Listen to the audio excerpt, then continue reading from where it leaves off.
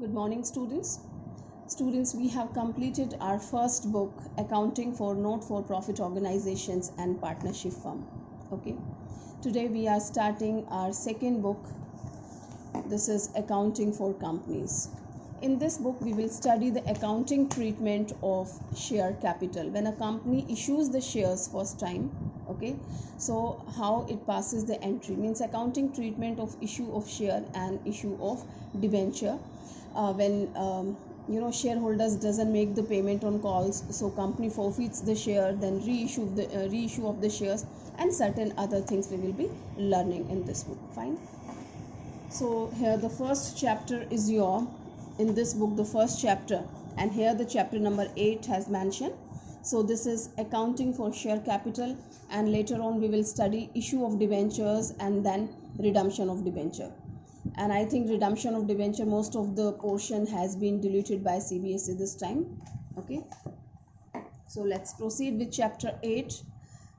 This is accounting for share capital. So let's revise the theoretical part which you have already done in 11th standard in your BST. We have gone through the whole portion very nicely in chapter number 2, form a business organization.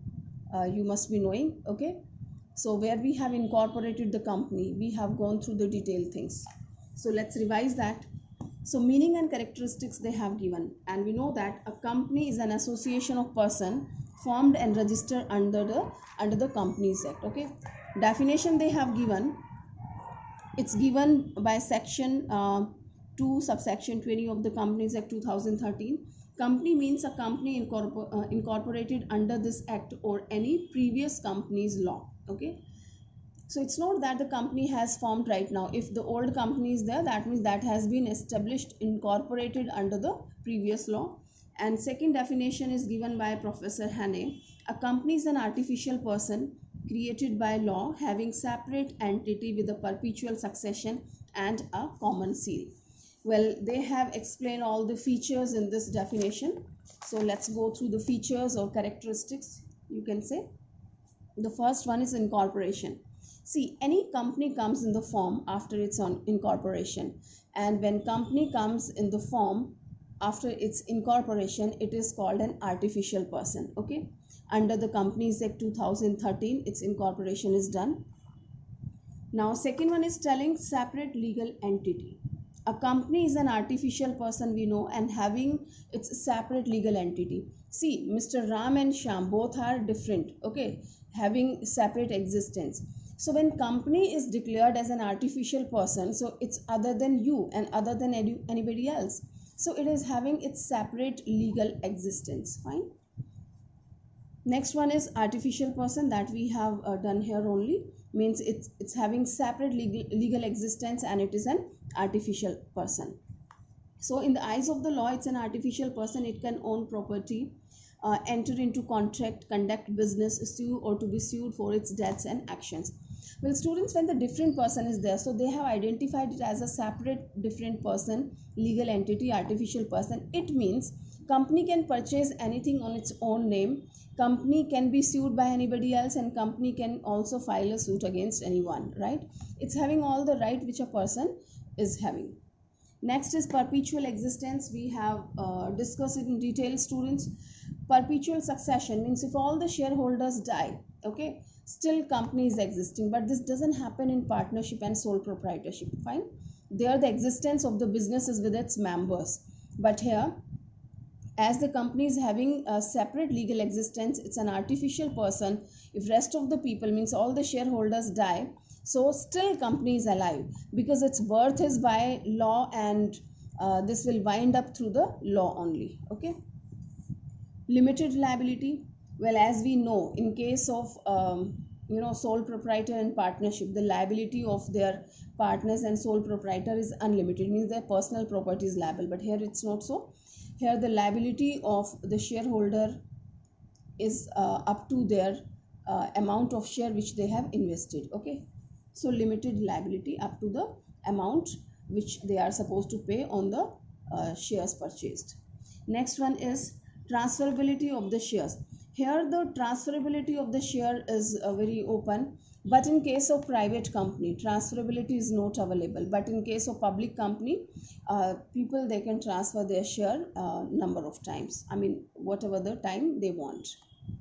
Next is management and ownership. Here the management and ownership is different, but it was not there in partnership and sole proprietor. There the management and the ownership was the same one, the joint one. But here company is not managed by all the member, but by their elected representatives called the director, and the decisions are taken in the board of directors meeting. Next we have common seal. As we know that company is an artificial person, and it decides, and the signature which is done on behalf of the company, that is done through the common seal, because artificial person is not having the hand to do the signature. Okay, so a company may or may not have a common seal. If it has a common seal, it is affixed to all the important documents of the company. Okay, it's telling not necessary always. A company may or may not have a common seal, but if it is having, so all the important documents must be it must be affixed by this, on all the important documents that seal must be used. Now we will talk the differences between the partnership and company, although we have done it many times, but I don't want to waste the time, so I will take very fast. Mode of formation, this is under Partnership Act 1932, and this is under Companies Act 2013. And Regulatory Act, the same act, Indian Partnership Act 1932, and here the Companies Act 2013 is applicable. Number of members, here minimum 2 and maximum 50 are in partnership, and here minimum 2 and maximum 200 in case of private company. But in public company, minimum 7 and maximum there is no limit, that can be up to the number of shares. Liability, partnership unlimited liability, and in company we have a limited liability generally. But we have certain new things has been introduced, like limited by guarantee and limited liability kind. It's telling amount guaranteed to be paid on winding up. In case of companies, limited by guarantee means one is limited liability, which we have done, and another one is limited by guarantee. Here you give the guarantee, and up to your guarantee the money can be asked by the company at the time of your requirement. Okay, not more than the guaranteed amount. Next is distribution of profit. Here the profit will be distributed in the predetermined ratio, either it is equal or anything else. Okay, whatever is mentioned in the partnership deed, they will be dividing, and it depends upon the article of association, what they have decided in that. Okay, so after earning profit, even they declare the dividend, that how much dividend will be paid. So article of association plays very important role in that. Audit of books of account is not mandatory. If your turnover is more, you can get it audited, but not mandatory. But in case of companies, it is mandatory, means it's compulsory. Management, business may be managed by all the partners or any of them acting for all. Anyone from the partners can manage the business, but here the separate management is there, means board of directors, they manage the business. Transfer of share, a partner can't transfer the share. Transfer means to sell out the share. So partners can't transfer the share, they can't sell the share without the permission of all the partner. And except in case of private company, rest of the companies, they can transfer their share easily. Now business, a partnership can carry on any business if all the partners are agree. Well, it has mentioned in the partnership deed, right, what will be the objectives of doing the work. So wherever all the partners are agree on any point, they can start that business, they can wind up the previous one, and they can start a new one. But in case of company, they can carry the business which has mentioned in the memorandum of association. There is an objective clause, and whatever they have mentioned in the objective clause, they have to follow. Okay, now winding up, partnership may be wound up by an agreement or by the order of the court, or voluntarily, if everyone at their will, if everyone has decided to wind up, they can do that. But a company can be wound up only by carrying out the process prescribed in the Companies Act 2013? Well, it is not an ordinary thing, students, to wind up a company, as we have certain legal formalities at the time of formation of the company. In the same way, we have a fixed format and fixed system to wind up the company that has mentioned in the Companies Act 2013. Now, stability of the business, well, it's not very stable. It is affected by the death, retirement, and insolvency of the partner, and because of certain problems and reasons, a partnership can be wind up very soon. Okay, it's not having perpetual succession, but companies having perpetual succession, and there is a stability, as we have already quoted this point. When all the shareholders die, still company alive. Okay, because company is having separate legal existence, so there is a stability. And death of the partner, shareholders, insolvency, and if they transfer the share, and lunacy, I mean, these kind of things doesn't affect on the existence of the this company. Fine. Now we will study about the kinds of company. It will take 1 or 2 class to complete the theory part, students. Then we will move with the practical. So this is also necessary to remind all these points in your mind, you know. So types of company: one-person company, private company, and public. We have done in 11th standard, but let's revise. So as its name is suggesting, one-person company. So section 2, subsection 62 of the Companies Act 2013 defines one-person company as one person means a company which has only one person as member. That is very clear. One-person company is having one person. Now question arises ki this one person is containing what? Okay. Now rule 3 of the Companies Incorporation rules 2014 further prescribes that, means what it is containing. One person means what?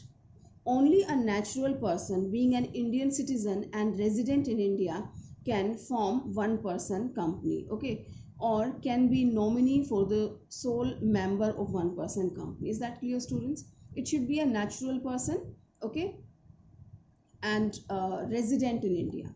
Now next, one person can form only one person company or become nominee of only one such company. Okay, it's not that one person, here is a one person, he has created one person company, and this one person again he has created one company. No, it is not like that.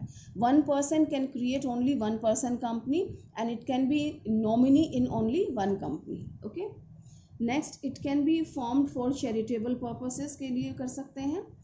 It can't carry out non-banking financial investment activities, including investments in the security of any body corporate. Okay, so it can't carry out non-banking financial investments activities. Fine.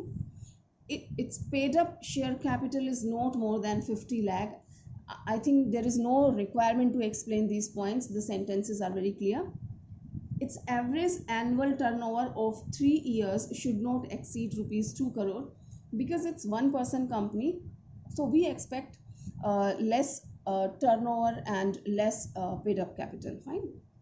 So they have mentioned one person company should have at least one director, but not more than 15 directors. All right, so minimum one, at least one director should be there, but not more than 15 directors. So this was all about one person company. Now we'll talk about the private company. Well, as we know, there is a definition. Last year I have explained it very in the very expanded form. A private company is one which has a minimum paid up share capital as may be prescribed, and which by its article of association में जो दिया है, and that is 1 lakh rupees. Okay, and minimum 2 people are there, 2 members, and maximum 200 people can be there. 200 members can be there. So it restricts the right to transfer its share, as we know that in private company they can't transfer their share, except in case of one person company. Limits the number of its member, excluding its present or past employees member, is 200, where shares are held by 2 or more persons jointly. They shall be treated as a single member. And it prohibits any invitation to public to subscribe for any securities of the company. All right, it doesn't invite the public. So a private company should have at least 2 directors, but not more than 15 directors. The name of private company that ends with private limited. All right. Now public company is simple. Public company is that company which is not a private company and has minimum paid up capital as may be prescribed, and that is 5 lakh. In a private company, being a subsidiary of the company which is not a private company. This point, in the classroom we have explained that. I hope you remember that. So a public company must have at least 7 members, and there is no restrictions on the maximum number of members.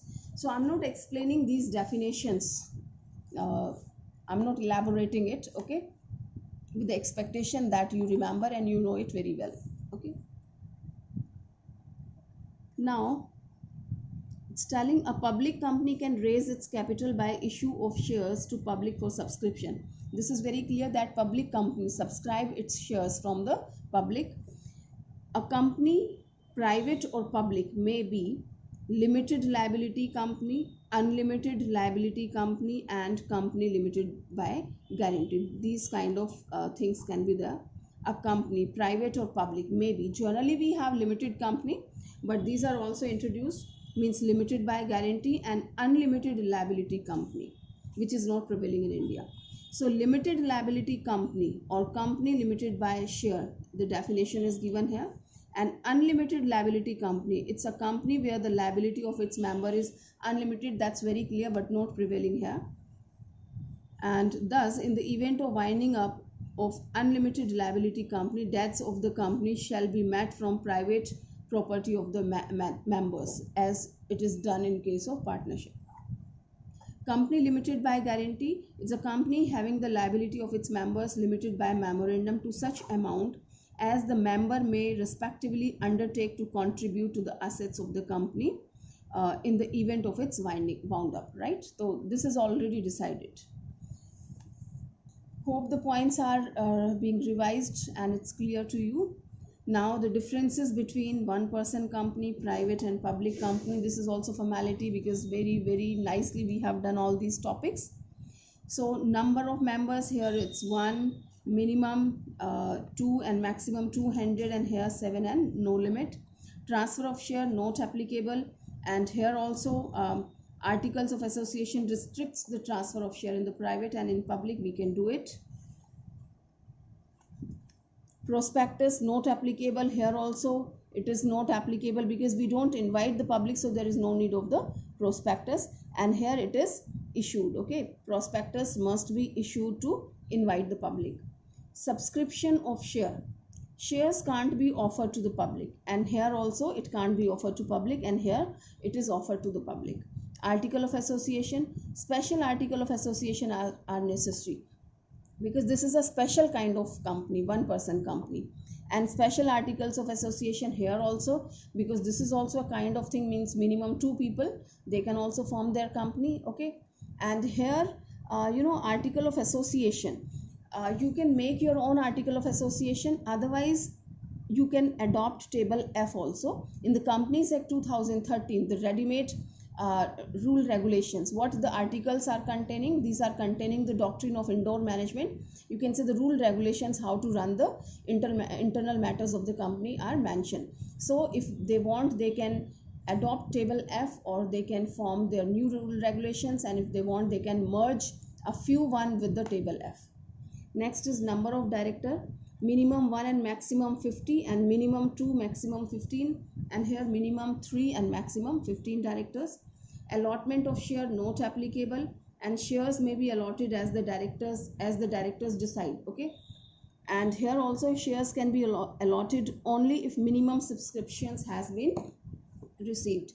Well, we have discussed this minimum subscription in your business study, and here also we will study further. I tell you students, in case of public company, minimum subscription means when you are inviting the public to subscribe the share. So we decide one minimum subscription, means this is the minimum amount by which company can start its business, start its work smoothly, okay.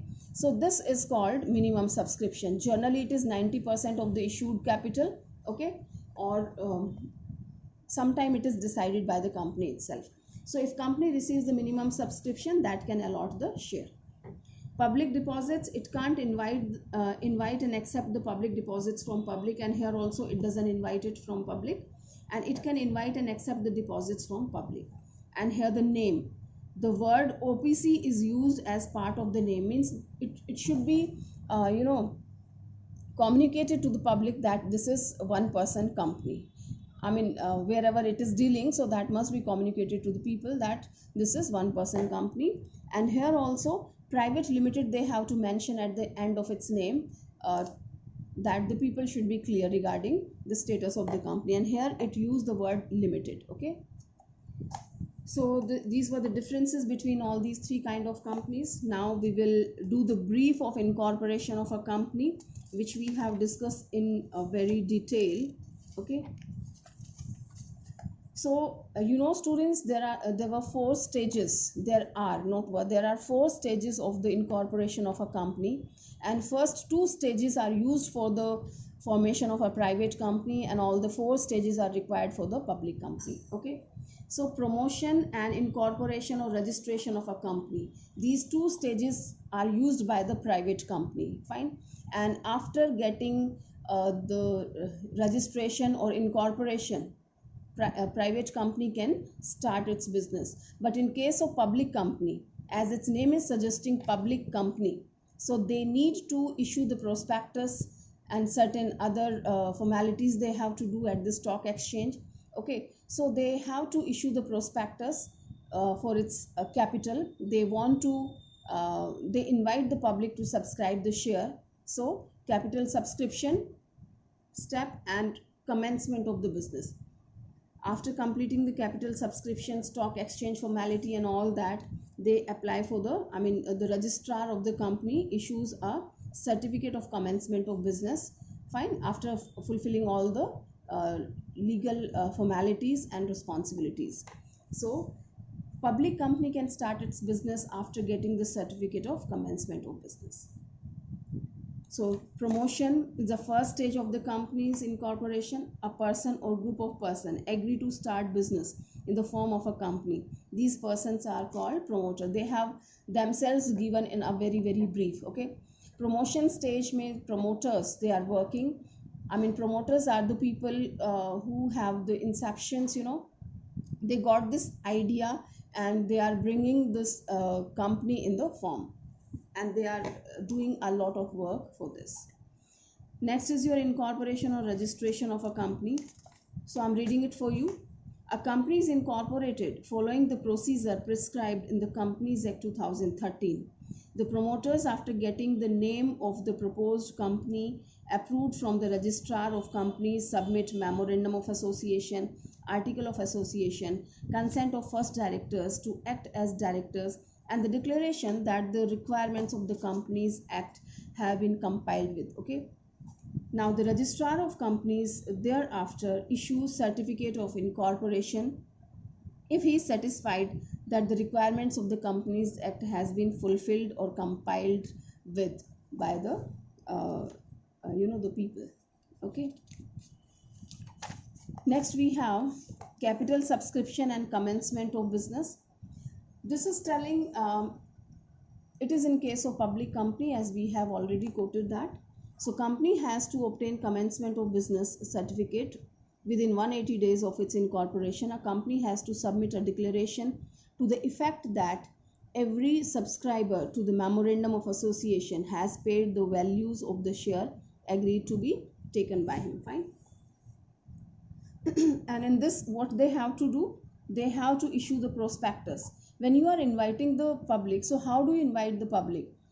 You are inviting through the newspapers and certain other places, but when they subscribe the share, so they need a prospectus. They purchases that, and the application is a part of the prospectus. Okay. They go through all the contents, the important information regarding the companies has been mentioned in the prospectus. They fill the form and they deposit some the amount which has mentioned, right, to the registrar bank. A public company issues a document called prospectus, in which terms and conditions of the issue are stated along with the purpose for which the proceeds of the issue of securities shall be used. Prospectus means any document described or issues as a prospectus and includes a red herring prospectus or shelf prospectus or any notice, circular, advertisement or other documents inviting offers for the public for the subscription or purchase of any securities of a body corporate. Okay, so they have given the definition of the prospectus. to what things we may call it a prospectus. And one thing they didn't mention, I want to remind you students, that is statement in lieu of prospectus. Well, when the public company, we are talking about the public company because only public company issues the prospectus. When public company has decided, right, not to invite the public because they have their own sources of the fund, they are arranging all the sources of the funds their own, and they don't want to invite the public, but law says that you have to issue the prospectus. That is mandatory in case of public company. So in that situation they prepare statement in lieu of prospectus, one statement which is containing all the important contents of the prospectus. Okay, so we call it a statement in lieu of prospectus. Minimum subscription, I've told you students, either this is 90% of the issued capital, or it is decided by the company itself according to its requirement, how much amount they want to start the company smoothly in the starting. And I'm reading it for you. As per section 39(1) of the Companies Act 2013, minimum subscription is the amount stated in the prospectus that must be subscribed, and the amount payable on application for the amount stated as minimum subscription have been paid to and received by the company by check or other instrument. Students, if you don't get, you means company, if company don't get the minimum subscription, then company can't allot the share. It has to return the money to the applicants. Now SEBI means Security and Exchange Board of India, the regulatory authority for listed companies. The same topic we have discussed in our business studies in the previous class. Okay, prescribed that a company must receive minimum subscription of 90% of the share issued for subscription before it allots the share. Have you understood, students? That's what I was telling you. 90% of the issued share capital they have to receive as a minimum subscription, and it is prescribed by the SEBI. Thus, in effect, unless 90% of the sum payable on application for shares issued to the public for subscription is received by the company, shares can't be allotted. Okay, if company doesn't receive 90% of the share issued, so it can't allot the share.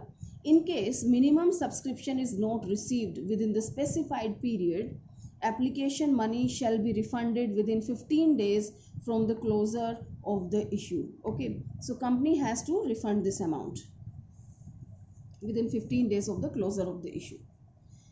Now, what preliminary expenses are called? What expenses are called as preliminary expenses?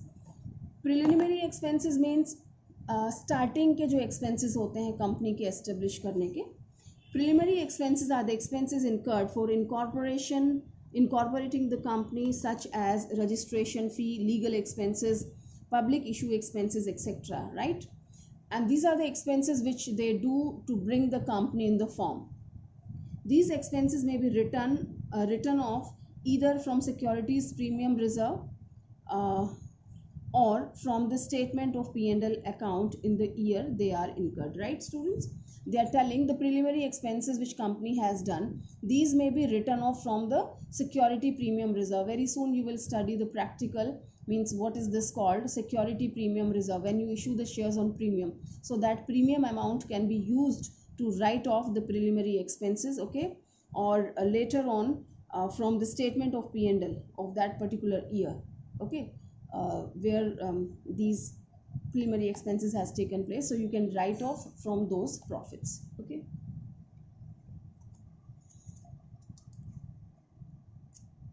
now share capital of a company. What is this share capital?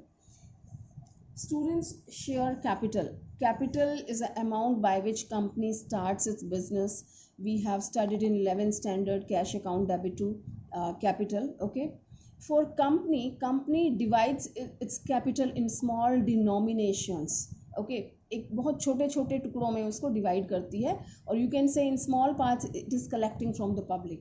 Right, so these small denominations are called the share, and the total capital is divided, so we call it share capital. Fine. So share capital means the amount that a company receives towards share capital from issue of shares, both equity and preference share. Students, company can issue both kind of shares, that's equity share and preference share. Share is a unit in which in which capital of the company is divided. Each share has its nominal value, we call it a face value, in which company breaks. Okay, holders of these shares are called the shareholders or member of the company. Is that clear, students? Now the term used in share capital are discussed later in the chapter. Means the term used in share capital, what other terms are there? So here they are explaining the same story which I have told you, but still I'm reading it for you. Capital of a company is divided into units of smaller denomination, say 1, 2, 5, 10 or 100, depends upon you, and each such unit is called a share.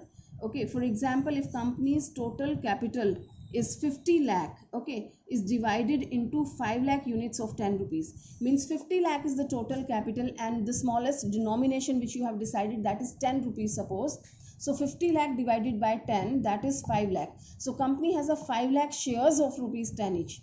5 lakh share 10 रुपए का एक, तो total capital हो जाती है 50 lakh. Okay, so this way this works, and this 10 rupees is called a face value. Okay, or the nominal value we call. So each unit of rupees 10 is called a share. Thus in the above case, the company will be said to have 5 lakh shares of rupees 10 each, and rupees 10 is known as a nominal value of the share, face value or nominal value of the share. All right, now next topic is your kinds or classes of share, which we have discussed in the previous class, you can say. So that's all for today. Students, don't underestimate the theory part.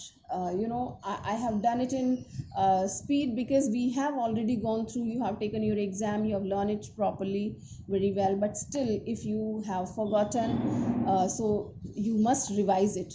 Okay, because this is a part of your 12th standard also. All these things are a part of your examination. Okay, so please do it properly, and rest of the portion we will discuss in the next class. Thank you.